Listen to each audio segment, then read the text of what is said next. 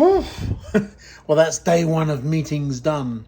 Before we start today, I've got an interesting little side note. One of the viewers asked about the wheelbase of the Toad.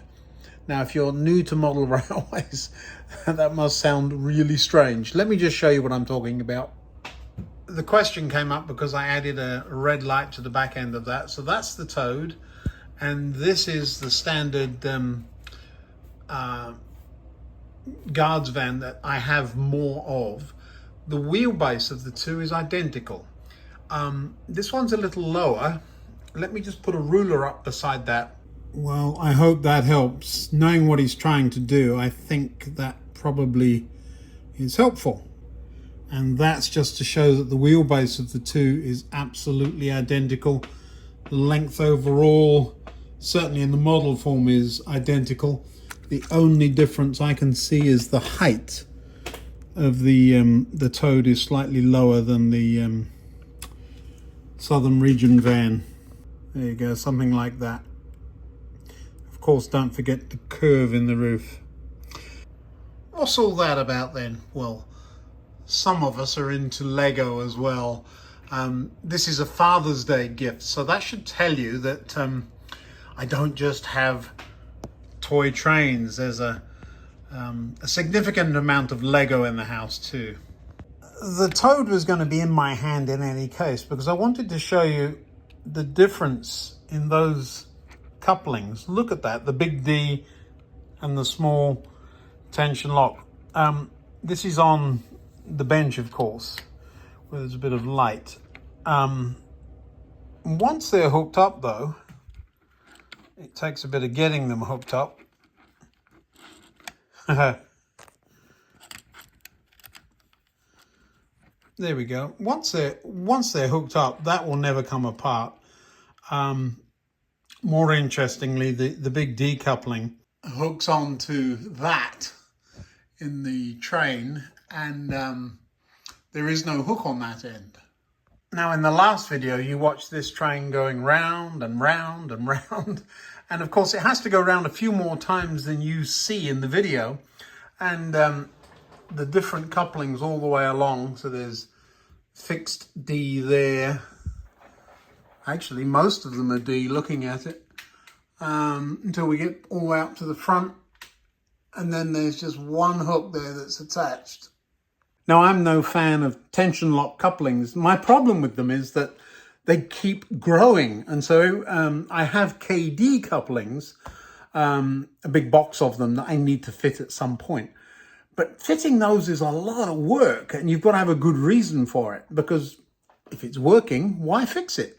So even in that one shot there, the number of couplings you would have to change would be significant. And most of those trains stay together in rakes. So yeah, there's actually a coupling missing from the back end of the other guard's van. It's over there with the fat controller. I was using it for something else. I think actually the tank engine needed one while I was repairing it, so I borrowed it. Look at the size of these knuckle couplings. They're nearly as big as the guard's van itself on the back end of the rather larger G-scale train that we have here. So other than mentioning the couplings, really not going to get into those today. I intend to do a video on those at some point. I've tried to order some of those magnetic couplings that seem to be so popular, but they are a tiny bit expensive. But yeah, whatever works, I guess. This feels like something I would do in play school. We're going to go for the square window. Now, this one is full of Arduino bits and pieces already. Let's open it and see what's in there. Not a lot, but there are, in the packet here, there are some motor controls. Apparently this is a servo tester, and I thought I'd get a couple of them just to show you what they do. Again, there's no spec sheet, so I'm really not sure. There's a plus and a minus, so I'm going to give it a plus and a minus and see what happens. The only clue I've got is that is a USB, and I may be able to trace the wires and see if those go to there. We'll see in a moment. Now this evening I thought I'd just have a quick look at Uno's, servos, servo testers, that kind of thing. I think this is another one of those, is it? Yes, it is. And we'll open the packets, but I want to talk about this first. This is Cobalt digital IP point motor, or intelligent point control. The reason I like these is they just work. Most of mine, I haven't used any of the switches, but you've got two contacts there, DCC in, DCC in, and then all of these other contacts, and most of them are switches, so that when the thing is in one position it switches, and when it's in the other it switches, and so on. Somehow or other this gives feedback via the DCC to tell train controller it's in the right place. There's a switch that you use during programming, but these things are stupidly simple, robust as all get out, and all that happens is that thingy moves from one side to the other and changes the point. There's a wire that goes on there and goes through a hole and does that. So very easy, very simple. When we're talking about servos, do you see how much smaller this thing is than this? This does the same thing as this, but it's a dumb animal. This has got all of the other mechanism in it to move it slowly, and all the chip that programs it, so it's like a DCC chip that's in there. They are big and clunky, I'll give you, but oh, look at these, aren't they lovely and small? Yeah, but this requires this with it, requires this with it, requires a power supply with it. So it's not nearly as straightforward as people will make it out to be. I'm going to, without reading instructions or getting into electronics, I'm just going to show you what you get in the packet. Ooh, look, a whole bunch of pins. Ooh, look, an Uno. Essentially, a couple of big microprocessors, and I'm guessing drivers. Who knows what we've got there. Lots of pins, somewhere to put some power. You remember that cable that was kicking around on the layout? This looks like a printer port. That goes to a USB cable that connects to your computer. So you still need a computer to program a computer. That's just silly. But it can't do that on its own. So that's just bare bones.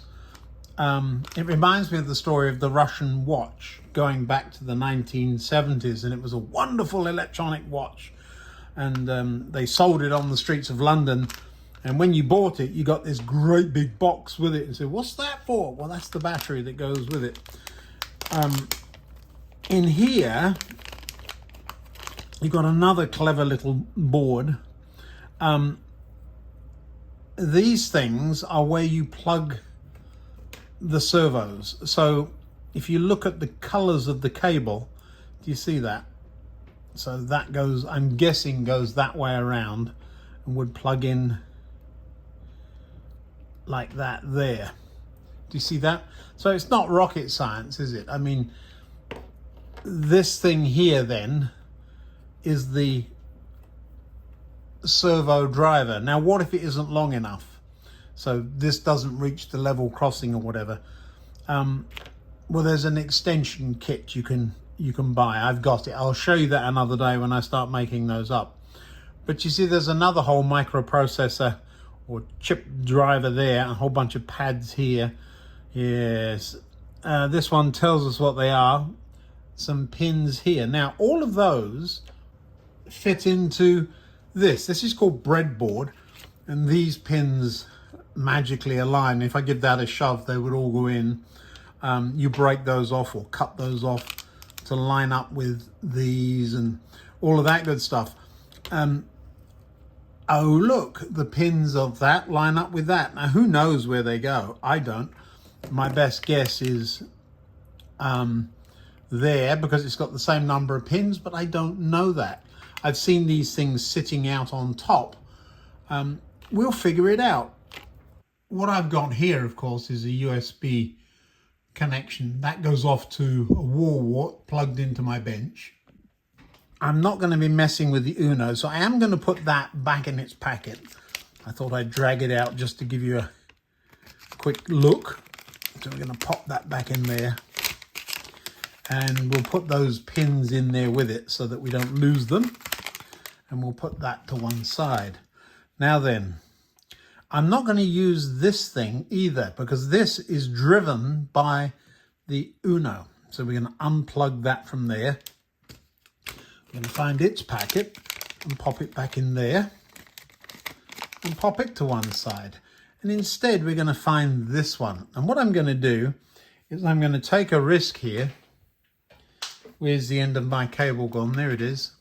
And I'm simply going to find a way of pushing this onto there. Now, my best guess, it doesn't tell me which way round this goes.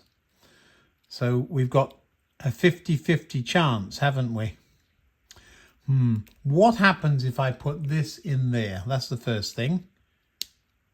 It lights up. Would you believe it? Now, what could possibly go wrong if I shove this on there? It might be the wrong way round.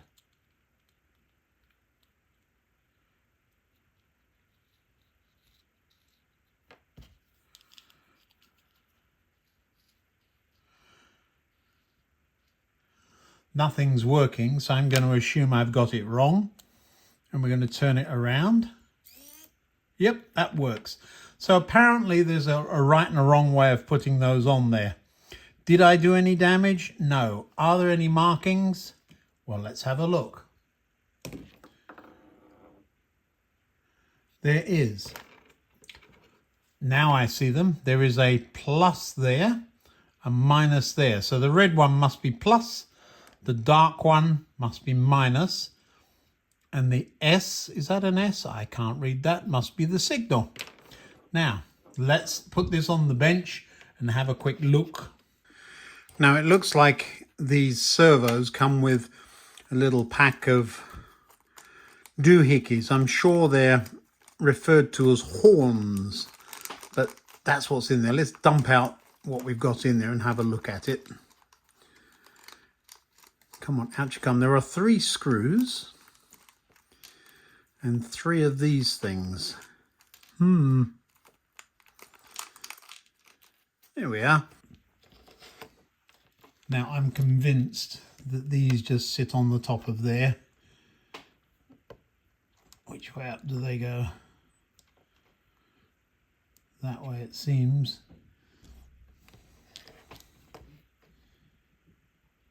Yeah, they do.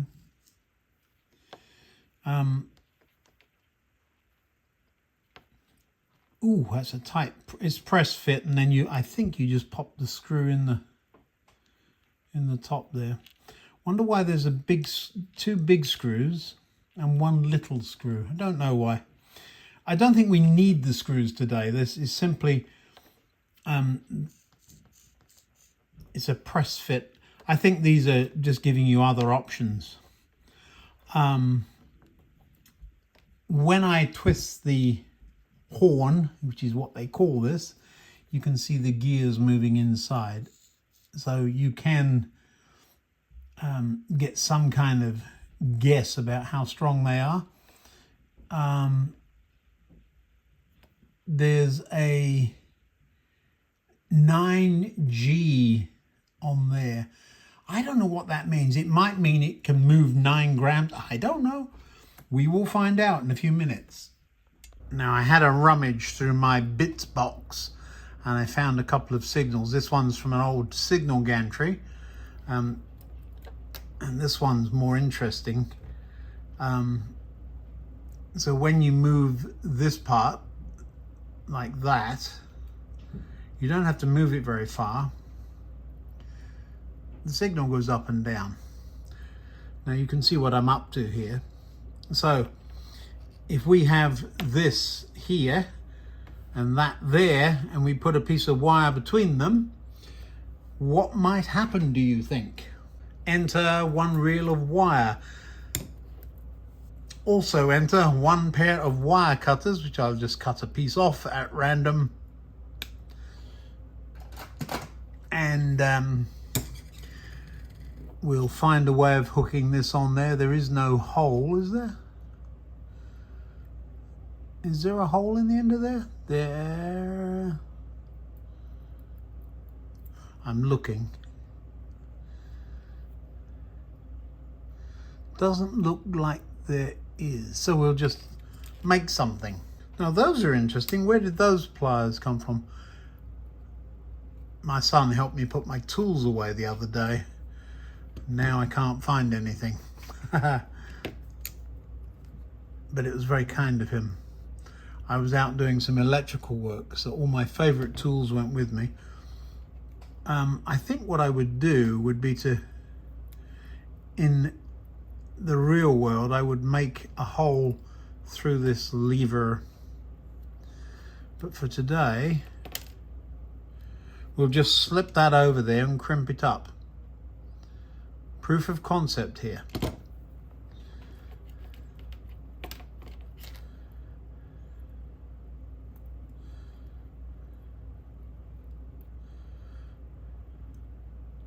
Oh, there is a hole. It's on the end.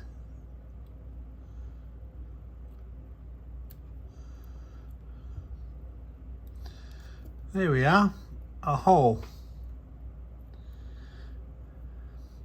I'm going to just close that up because I have a feeling it's going to fall off.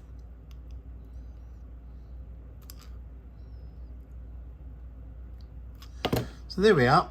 So now if I pull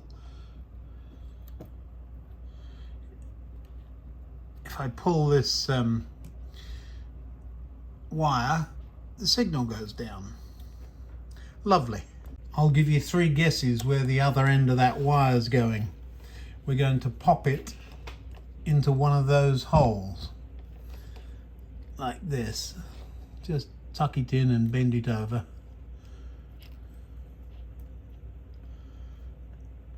There we go, something like that. So now we have a setup. I'll put it up on the board so we can see it. All right, one signal, one servo test circuit, and we'll put the power supply onto that, and we'll plug the power supply back into that and see what happens. So there's some numbers. I have no idea what those mean. Probably not much. We'll get some, well, we'll get some black tack is what I was about to say. Are you all right, signal? Yes, I'm fine. I'm so sorry to drop you. All right, we're going to jam you on a piece of tack. There we go. So you're jammed on.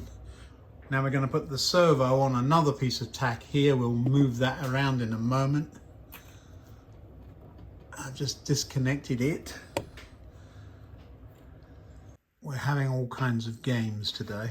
I keep dropping things or knocking them off. Put a bit of tack underneath that too, just to keep it in place. There we are. And I've now got to reattach. Well, let's see if it works first. So if I turn the knob, what happens there? Oh, you see that? That's moving as if by magic. So we're just going to hook this up to that again. Remember I hooked it up? It's now come undone. Excuse me while I say a few rude words and hook this piece of wire back. Alrighty then, so the signal is up. the wire is wiggling away and is hooked onto both ends. This little fella here, the numbers, who knows what they mean, 5.2, I don't know, we'll see. But if I turn this knob here, that there was working before, so let's see what happens when I turn it. The signal came down. If I turn it the other way, up goes the signal. Ooh, isn't that clever? Little bit cumbersome because obviously this is all very remotable, so that piece of wire can be extended, but much more easily this piece of wire could be extended clear across the board.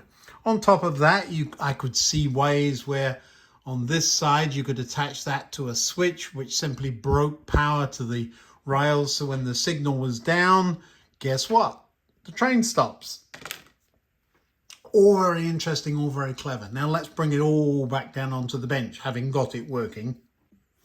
Now, here's what I've learned so far. First of all, I think that 5.2 or 5.1 is simply volts because that's coming from a USB supply. This little doohickey here, if I push that, I'm not going to right now, I think it checks where the range of the servo is, so it knows the end points or something. And the knob simply adjusts where that is, where the horn is, in relation to what? In relation to an end point or something. Now, how does it know?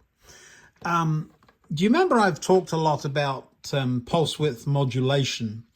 Well, this is one of the other uses for it. So you've got a plus and a minus, the red one being plus and the darker one, I think it's supposed to be black, but it is actually brown, is minus. And the yellow one is yes. So I'm assuming between the yellow and brown, there is PWM, pulse width modulation, or some kind of modulation. And what's going down that, this thing knows by the number of pulses it gets where it's supposed to be pointing. Now, that sounds all very complicated, doesn't it? There we go, up and down. All it's doing, as I turn this, it's sending a different number of pulses down to that solenoid. Now, it's a little bit of a game because if I turn it the wrong way, nothing really happens. And if I turn it too far, the wire bends. So you've got to be fairly precise about how far you turn it. Do you see?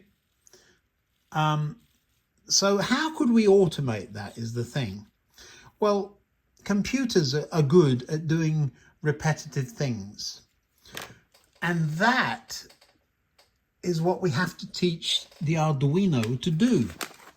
Now, this kind of connection here, that's the one that isn't open. This is the one that is open. All that is, so this presumably could take 1, 2, 3, 4, 8, 12. This could take 16 of those things. Oh my word. So the Arduino then must be quite clever to be able to know which one's which. Oh, it's wonderfully clever. It knows which one's which, and it's able to send a different pulse to the yellow wire. Now that's handy. Now then our next trick will be to figure out how to do that. So we're going to need to get the Arduino out. We're not doing this tonight, by the way, so don't worry. So the next thing we're going to have to do, we're going to have to find a way of powering this. And I'm making an assumption I'm going to have to go and find a spec sheet on this, and there wasn't one with it, but I'm guessing they're all the same. Is there any mark on there? There isn't. I don't know what this thing was called. They ordered it knowing that I would need one. Servo driver, I don't know. But it's going to generate pulse width modulation. It looks like it needs power in as well. Let's have a look on the bottom, shall we? 16 channels, 12-bit pulse width modulation driver. So this is a 16 channel PWM driver. Terminal block is reverse polarity protected. So if you put it in the wrong way around, it doesn't matter. Side breakout pins are not, so don't get those wrong. Frequency is 40 to 1000 hertz, 6 volts max. So VCC, that one there, that is the power that it needs. So 3 to 5 volts, so don't go over that. So I'm guessing that will be the 3 point whatever it is volt power supply, and we will be just fine. Wait, it says V plus 6 volt max, so don't go over that. Yeah. On the other side, what does it say? Power plus and minus. So that's plus that side and minus this side. I'm expecting if you plug this somehow into an Arduino, it would power it from there. I'm seeing those pins marked, so all I'm going to do is have a look on this and see if there's a similarly arranged. Do you see that one? No, that can't be it. That's analog. Is this the right way around? Let's have a look. So ground, VCC plus and minus. Ground, ground. Ground, VCC plus. Would that do it? Is that somewhere there? I don't know. My point today is to say that even not knowing anything, opening up the box and pulling out the bits, we've got a signal to go up and down. Isn't that fun? I know we've got a long way to go. Yeah, well, that was fun. I'm not going to try and do a whole bunch all at once. Of course we could. A number of other channels. Leopard's Tail is doing a series on this stuff, going into much more depth. What I'm doing is trying to take it in bite-sized chunks. I'm not going to get more on the next one, don't worry. One of the things to do if you like this stuff is to subscribe and then take a look at the topics that I've got the videos listed under, and the electronics ones will be all together. So what I'm doing is I'm working out, I don't know, I genuinely don't know. It took me about 5 minutes to figure out how to get a servo to work and how to get it to make a signal go up and down. Obviously, I've had to do a little bit of thinking to find out which bits to order, but nothing here is costing hundreds of dollars or anything like that. These are all $5, $10. It all adds up, I grant you, but have a play. Don't be scared of it, and we'll see what we can do. So we've gone from Lego to lifting signals. Woo, in one quick video. Thanks for watching. Hit that like and subscribe, and let's see if we can't get those gates working. I did say by the end of the year, so there's plenty to do. The reason this is a bit of a quick video tonight is because I'm working long hours right now, and I'm not home much to make videos. Next week I am, so we'll see what we can get out before then. Hope that was helpful, and whoever it was that wanted the toad measurements, I hope that helped too. Thanks very much. See you next time.